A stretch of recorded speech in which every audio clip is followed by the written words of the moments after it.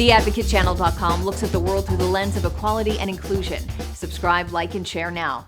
AC 24/7's top story countdown continues with our producer's pick for number 3.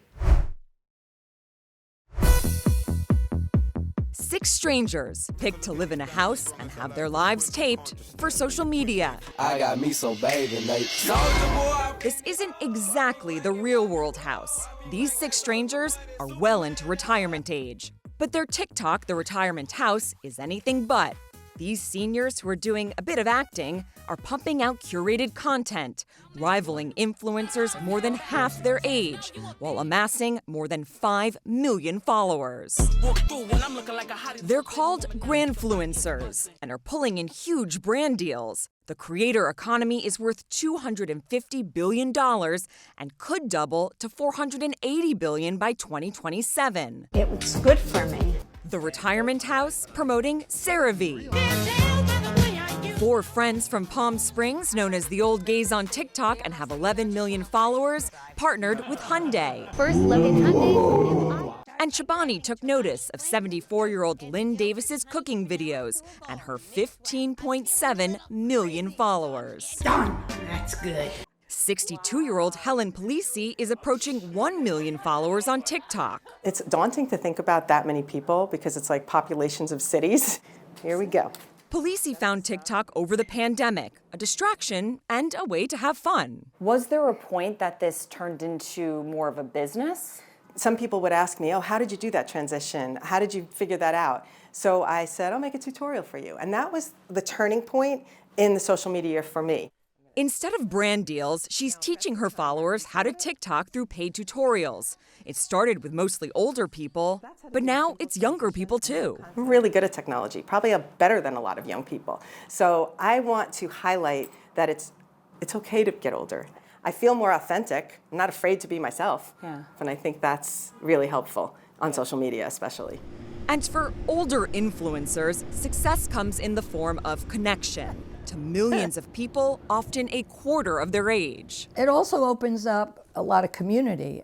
I have more friends than I can count, and I have more friends who are like 25 and 30 than 75, 80-year-olds. At 78, Deborah Rappaport has found a new audience for her sustainable wearable art on Instagram.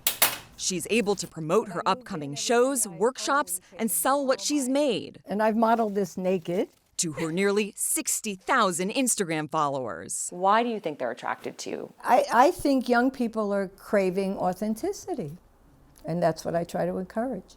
Is being older actually an asset on social media? Totally. Not only on social media, but in life itself. I'm not afraid at 78 to put myself out there and say, this is who I am, this is what I do. I've been doing it a very long time. I don't intend to stop. For many Grandfluencers, this is fun and doesn't feel like work. Even while we filmed with Polisi, she was capturing her very next TikTok. And I know it's gonna be. Like the Advocate Channel on Facebook for the best way to get updates on stories that advocate for equality, justice, our rights, and more. AC 24/7 continues with today's top 2 pick.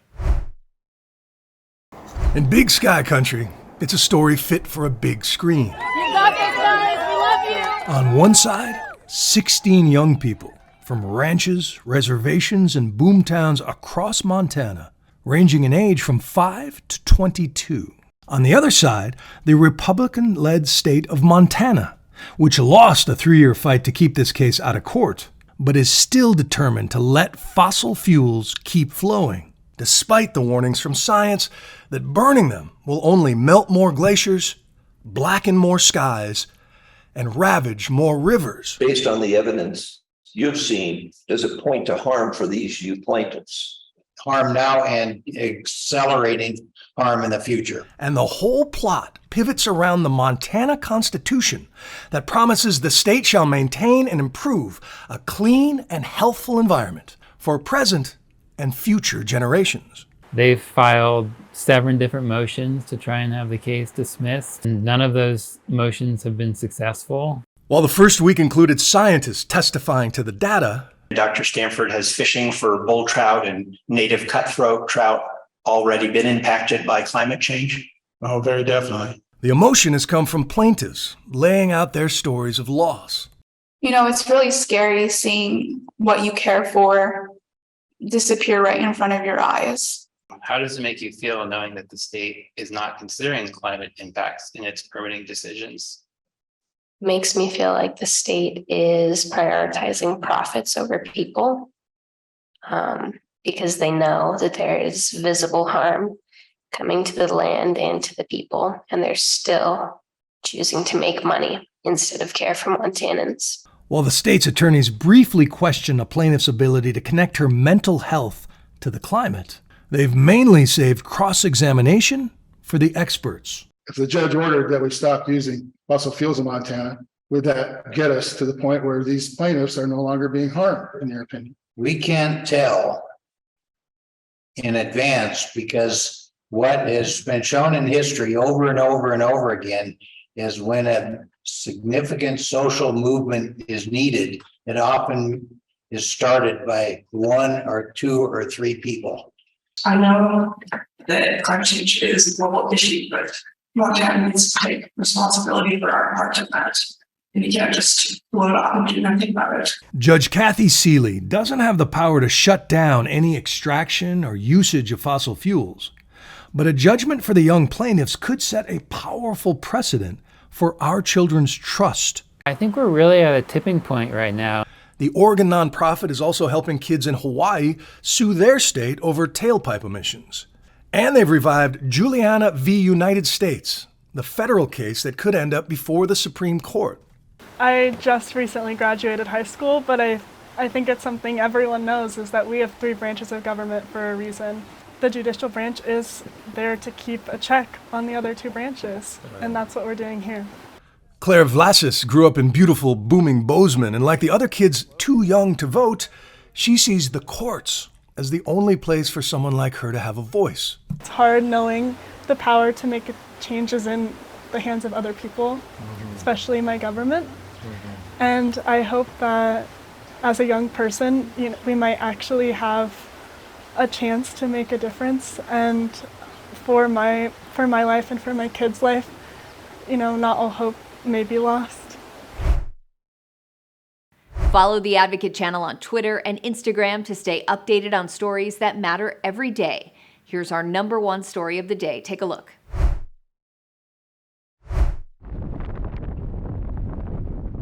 This went from an EF0 to a 3 in no time. So yes, there was a warning out there, but I don't believe it was the warning that people really thought that they needed to hear. What were once houses in Perryton, Texas, are now destroyed, with splintered wood and crumbled concrete scattered on the ground. Tornado is just 100 yards or so right there. The National Weather Service in Amarillo confirmed at least 1 twister hit the town, leaving residents to pick up the pieces left behind and to stay safe until help arrived. It looked like people were just having to self-rescue themselves. People were climbing out of rubble. There was the fire nearby. It was just a really, really horrible scene. According to the CFO of Ochiltree General Hospital, dozens of people have been treated for injuries. While not every part of the downtown is destroyed, it is heavily damaged. In an email sent to CNN, Hansford County, Texas Judge Tim Glass said officials are preparing, quote, for a possible mass casualty and/or recovery event. If you hear that word warning, or if your phone goes off, you cannot treat it like a small issue, a small tornado, because you don't know if it's going to be your neighborhood or not. I'm John Lawrence reporting. Thanks for watching the Advocate channel's top stories. We're on Facebook, Twitter, TikTok, and YouTube. Follow, like, and share, or check out advocatechannel.com for even more stories that advocate for you.